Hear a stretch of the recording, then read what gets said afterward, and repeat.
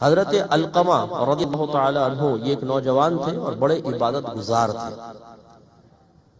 جب ان کا انتقال کا وقت آیا تو زبان بند ہو گئی، کلمہ پاک جاری نہیں ہو رہا تھا۔ تو صحابہ کرام نے نبی کریم صلی اللہ علیہ وسلم کی خدمت میں عرض کی، یا رسول اللہ صلی اللہ علیہ وسلم، علقمہ کی زبان پر کلمہ جاری نہیں ہو رہا۔ انہیں حیرت اس بات کی تھی کہ یہ متقی ہیں، پرہیزگار ہیں، نیک ہیں، تسلسل سے گناہ نہیں کرتے ہیں، پھر آخر کیا وجہ ہے کہ زبان بند ہوئی؟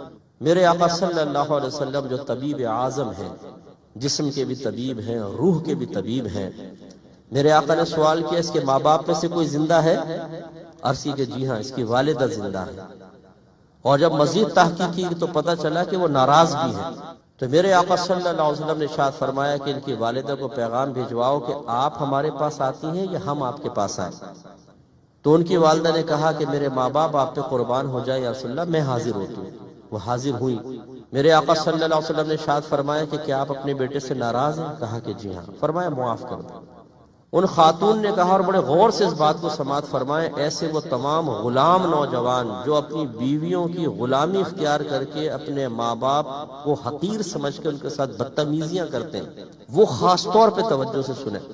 اس ماں نے جواب دیا، یا رسول اللہ میں اسے کبھی معاف نہیں کروں گی، اس لیے کہ یہ ہمیشہ اپنی بیوی کے مقابلے میں میری نافرمانی کرتا ہے۔ جب عورت کا اتنا لہجہ مستحکم دیکھا تو میرے آقا صلی اللہ علیہ وسلم نے ایک صحابی سے فرمایا کہ لکڑیاں جمع کرو، آگ جلاؤ اور اس کے بیٹے کو آگ میں ڈال دو۔ تو خاتون گھبرا گئی، کہنے لگی، یا رسول اللہ صلی اللہ علیہ وسلم، کیا میرے بیٹے کو آگ میں ڈالا جائے گا؟ تو آپ نے ارشاد فرمایا کہ خدا کی قسم، ہماری دنیا کی آگ آخرت کی آگ سے بہت ہلکی ہے، یعنی اگر آپ ناراض رہیں تو آپ کے بیٹے کو جہنم میں ڈالا جائے گا۔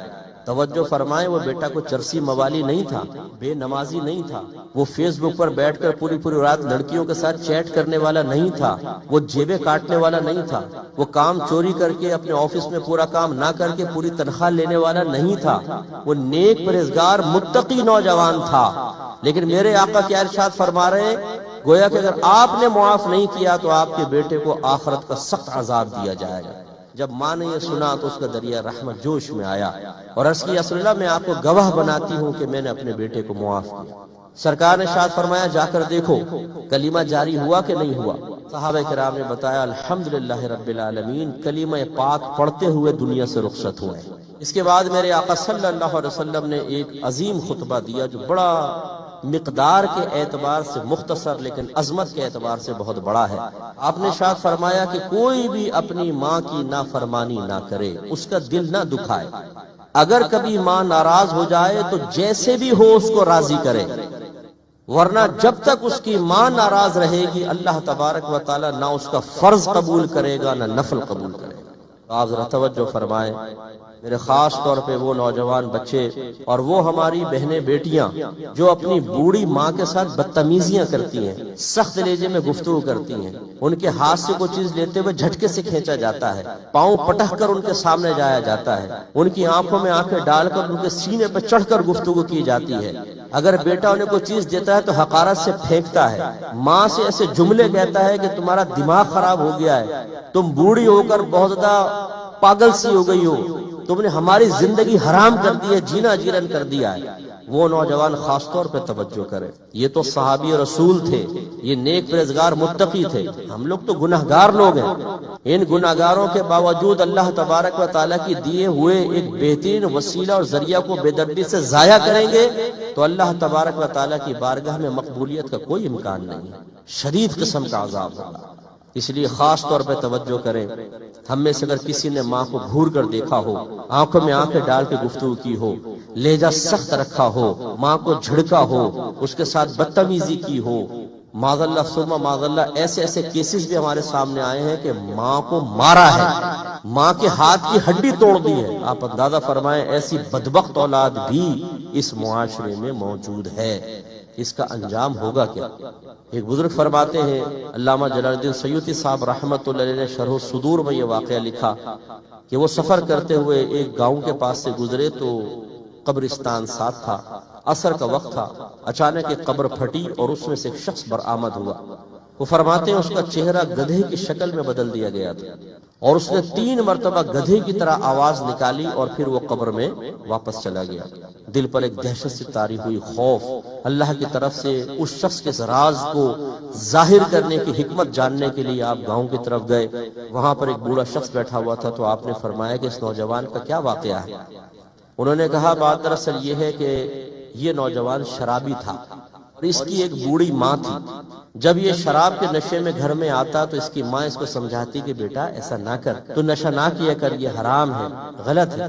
تو یہ غصے میں آ کے اپنی ماں کو کہتا تھا اماں خاموش ہو جا، تو کیا گدھے کی طرح چیختی رہتی ہے۔ جب سے اس شخص کا انتقال ہوا ہے اللہ تبارک و تعالی نے اس کو اس طریقے سے نشان عبرت بنا دیا۔ تو آج اپنی جوانی کی طاقت میں اس کے نشے میں سرشار نوجوانوں جو اپنی بیوی کی محبت میں اپنی ماں کی زندگی کے تمام احسانات فراموش کر دیتے ہیں، انہیں توجہ کرنی چاہیے۔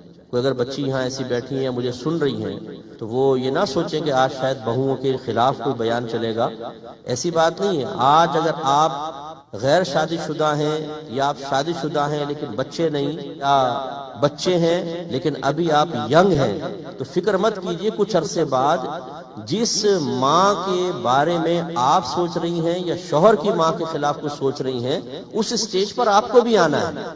کل آپ ماں بنیں گی اور کل آپ ساس بنیں گی۔ ہر بہو اگر صاحب اولاد ہوتی ہے تو کچھ عرصے بعد ساس بھی بنتی ہے۔ تو اچھی طرح یاد رکھیں، اس میں برا ماننے والی کوئی بات نہیں ہے، ناراض نہیں ہوئیے گا کہ جی میرے شوہر بھی یہاں بیٹھے ہوئے ہیں یا سن رہے ہیں، کوئی بہن بولے اور یہ میرے شوہر کا ذہن خراب ہو جائے گا۔ یہ ذہن اسی کا خراب ہوگا جس کا پہلے ذہن بنایا گیا ہو ماں کے خلاف۔ یہ ہمارے ہاں بہت زیادہ ہے، تربیت کر کے بعض اوقات بھیجا جاتا ہے، بچیوں کو سمجھایا جاتا ہے دیکھو ساس کی نہیں سننا، اپنے شوہر کو اپنا بنا کر رکھو، اگر ساس کو مداخلت کرنے لگے تو بس شوہر سے کہو، شوہر خود کرے گا۔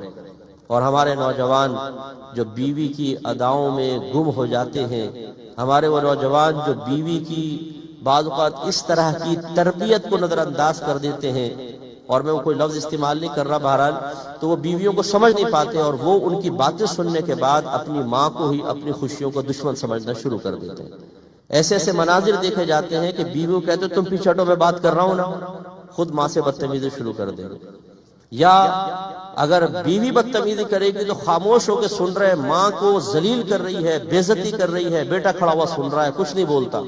اور اگر ماں جواب میں بولے اور بیوی رونے لگے تو اماں تم نے میری بیوی کو رلا دیا، تو ماں کے آنسوؤں کو آپ نے نظر انداز کیا، بیوی کے آنسو بہت دل پر لگ گئے۔